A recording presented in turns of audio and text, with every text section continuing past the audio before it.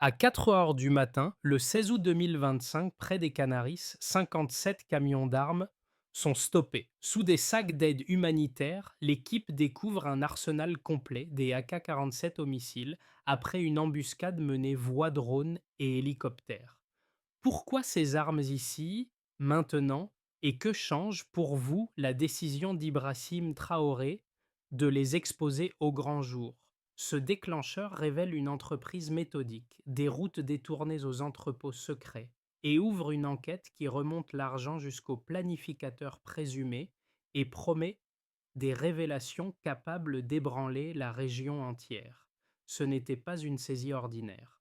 En découvrant les 57 camions d'armes à la frontière du Togo, le Burkina Faso entrait dans une zone de vérité où chaque détail comptait. Le président Ibrahim Traoré savait que derrière cette cargaison se cachait une trame plus vaste, celle d'une guerre préparée dans l'ombre destinée à plonger le pays dans le chaos.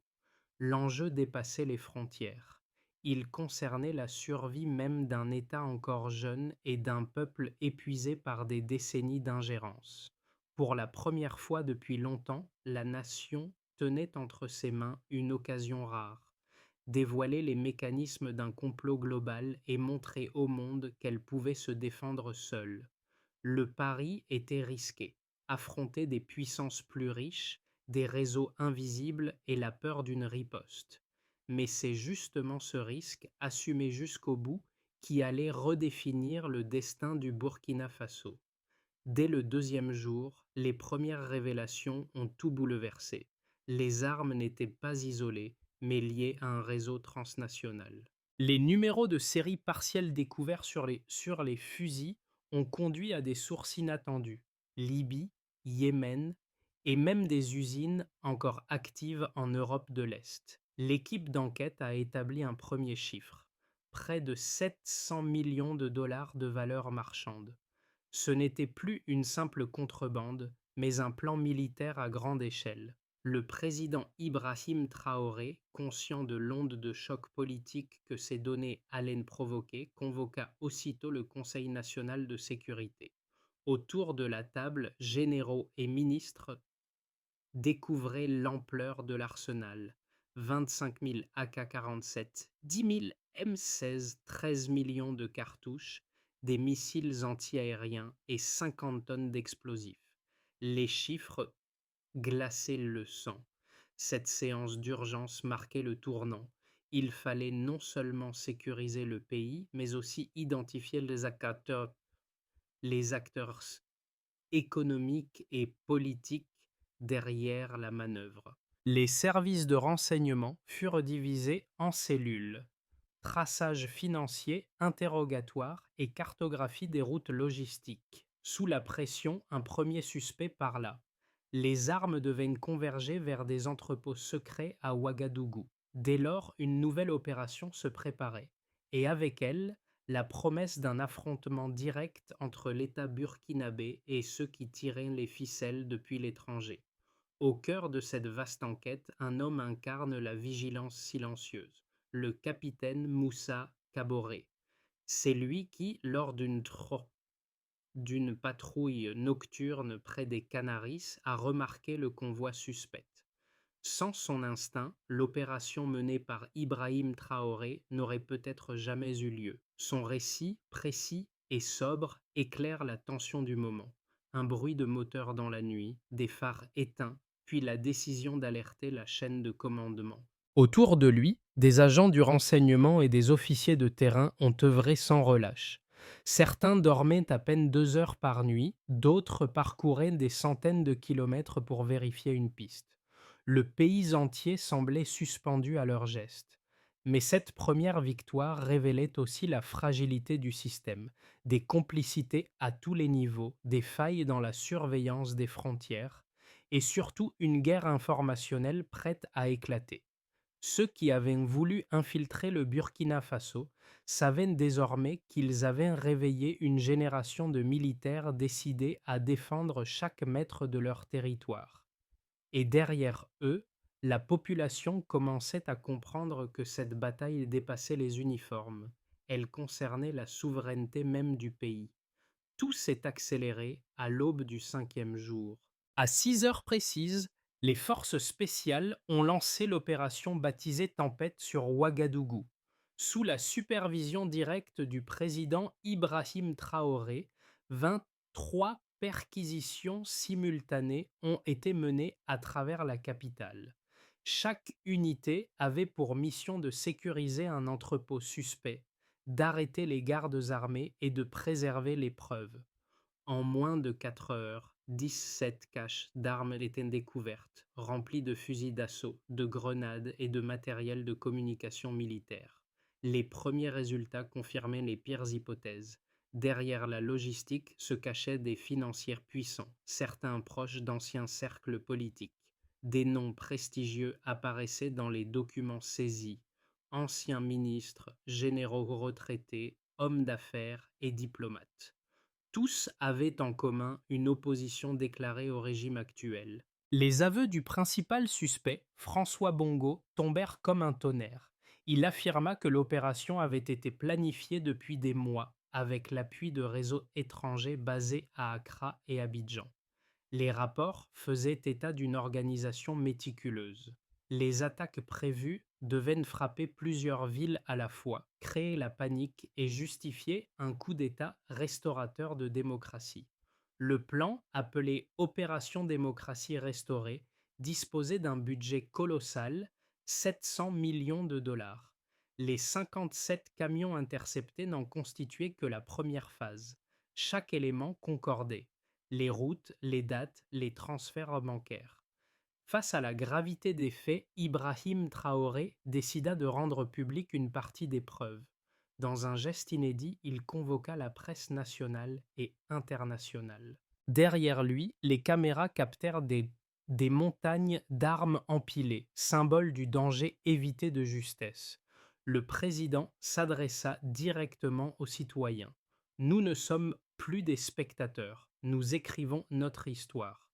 Ce moment, retransmis en direct, fit basculer le récit. Pour la première fois, le peuple burkinabé voyait de ses yeux la menace et la riposte. Des rues de Ouagadougou aux villages les plus reculés, les discussions prenaient un ton nouveau. Ce combat n'était plus celui d'un seul homme, mais celui d'une nation entière décidée à se tenir debout. Les chiffres, froids et précis, racontaient à eux seuls l'ampleur du danger.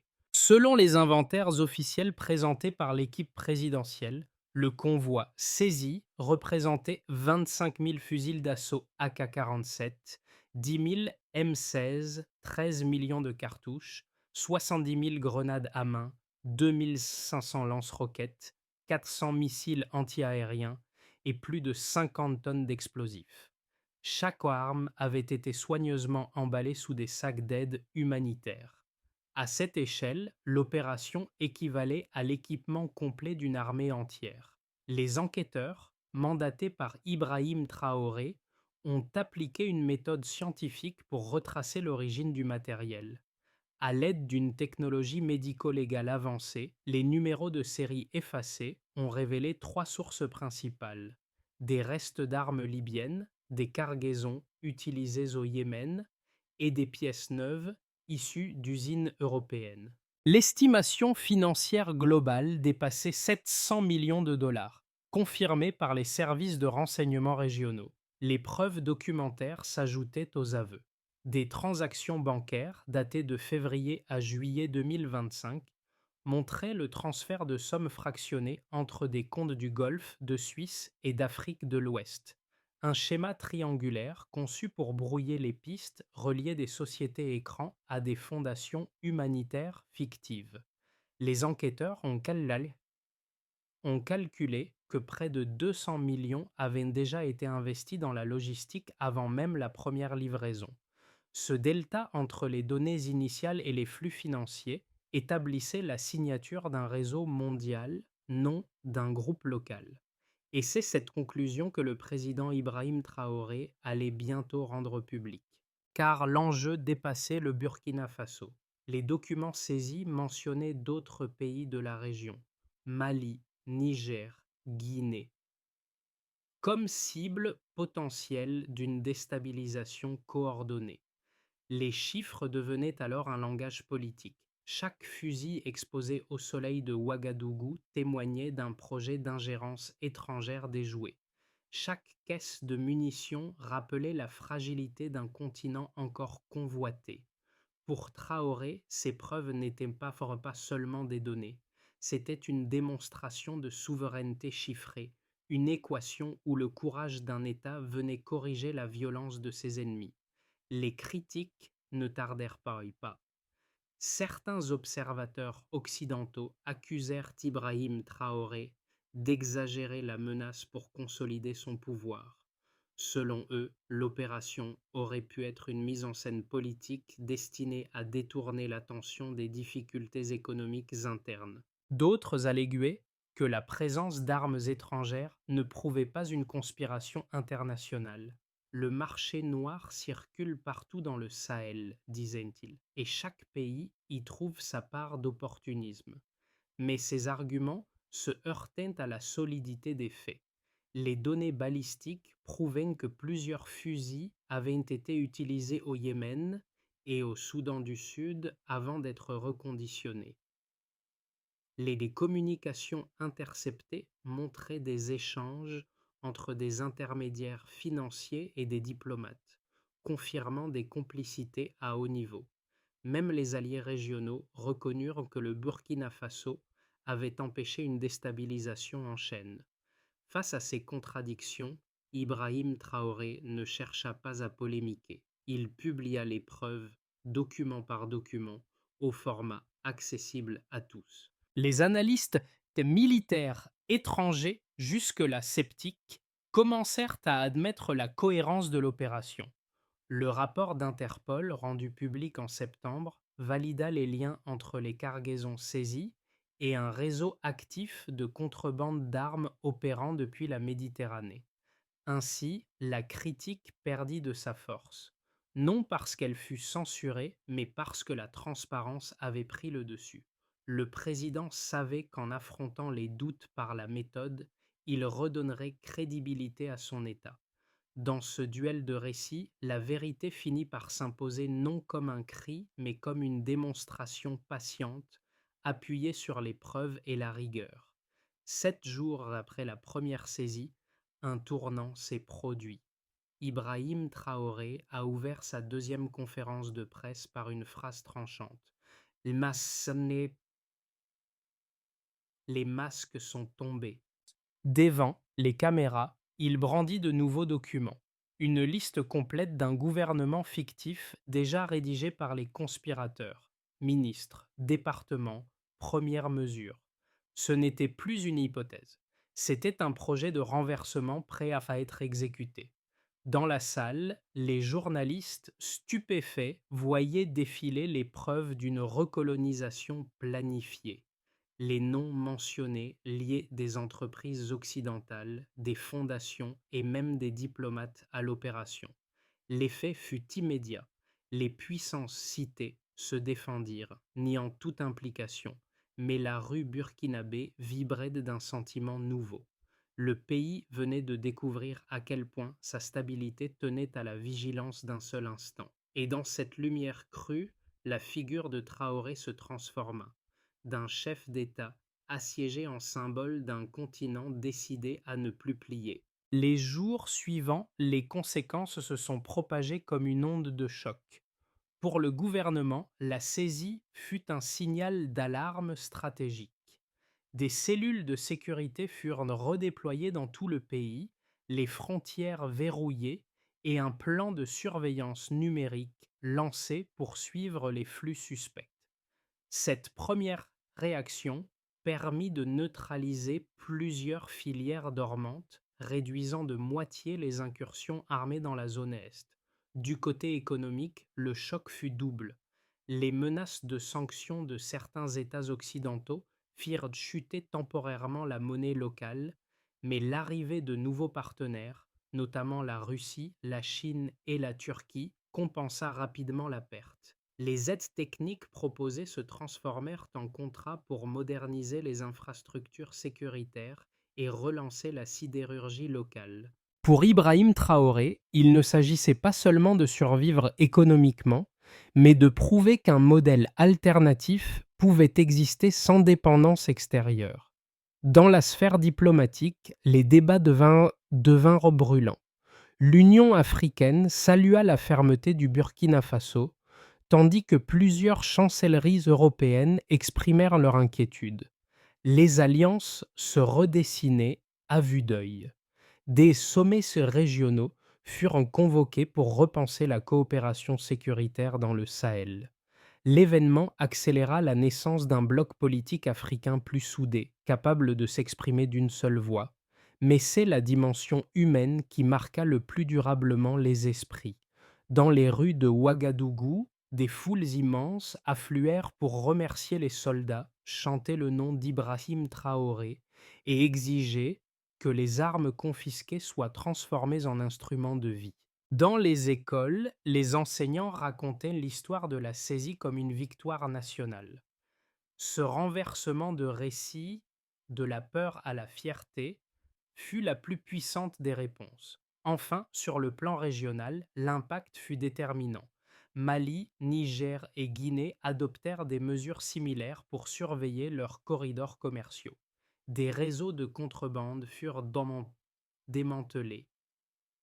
Les pays voisins, longtemps fragilisés par les ingérences, trouvaient dans cette affaire un précédent inspirant. La victoire de Ouagadougou devint celle d'un continent qui, pour la première fois depuis des décennies, voyait une de ses nations reprendre le contrôle de son destin. Face à cette nouvelle réalité, trois trajectoires se dessinent pour les 12 prochains mois. Imaginons un scénario de base. Le Burkina Faso consolide sa position régionale. Les procès des accusés avancent, les preuves accumulées renforcent la légitimité du gouvernement et l'économie s'ajuste à un équilibre post-crise. Les relations avec les pays africains s'intensifient, posant les bases d'une coopération sécuritaire indépendante. Imaginons un scénario optimiste. La crise devient un levier de transformation. Sous la direction d'Ibrahim Traoré, le pays investit les revenus de la revente du métal saisi dans 100 écoles et 50 dispensaires, comme promis. Le geste symbolique de la fonte des armes se traduit par un plan industriel africain centré sur la reconversion des ressources militaires.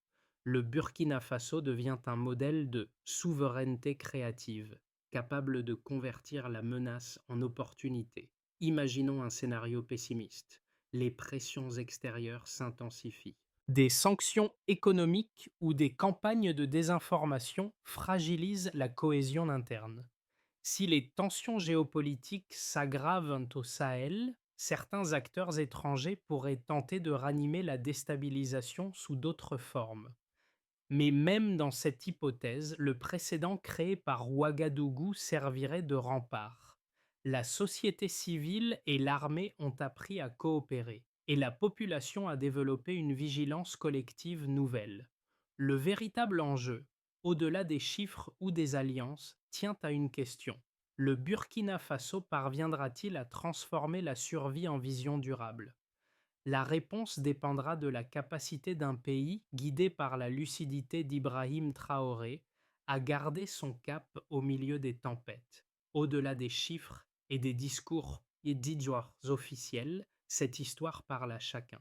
Dans les marchés de Ouagadougou, les mères de famille racontent à leurs enfants comment des soldats ont empêché une guerre. Dans les lycées, des enseignants projettent l'image d'Ibrahim Traoré devant l'arsenal saisi, expliquant qu'un peuple peut changer son destin quand il refuse la peur.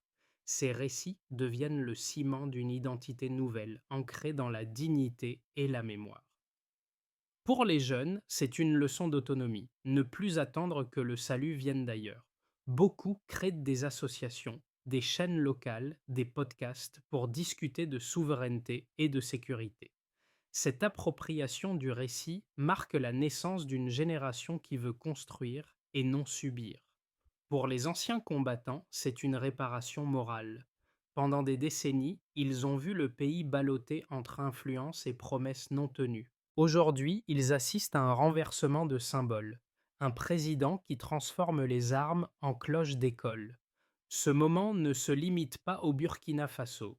Il parle à toute l'Afrique, à chaque citoyen qui se demande si la dignité peut triompher sans violence. Le message, porté par le ton calme mais ferme d'Ibrahim Traoré, répond par l'exemple. Oui, c'est possible, à condition d'agir ensemble. Pour traduire cette victoire symbolique en changement durable, Ibrahim Traoré a défini un plan en 5 étapes. Première étape, la sécurisation totale des frontières, avec un réseau de surveillance satellitaire et des unités mixtes intégrant armée, douane et population civile formée. Deuxième étape, la transformation des armes saisies. Une partie est fondue pour produire du matériel scolaire et médical, le reste sert à moderniser l'armée nationale sous supervision internationale. Troisième étape, la traçabilité financière. Chaque dollar issu de la revente du métal ou des sanctions confisquées est réinvesti publiquement dans l'éducation et la santé. Un portail de transparence permet aux citoyens de suivre l'utilisation des fonds. Quatrième étape, la consolidation diplomatique. Le Burkina Faso tisse de nouveaux partenariats africains pour réduire la dépendance aux circuits d'aide conditionnés. Cinquième étape, la réforme de la communication publique.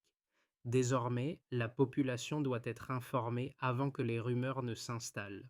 Ce programme, que le président présente comme une stratégie de souveraineté appliquée, vise à rendre durable la vigilance née de la crise.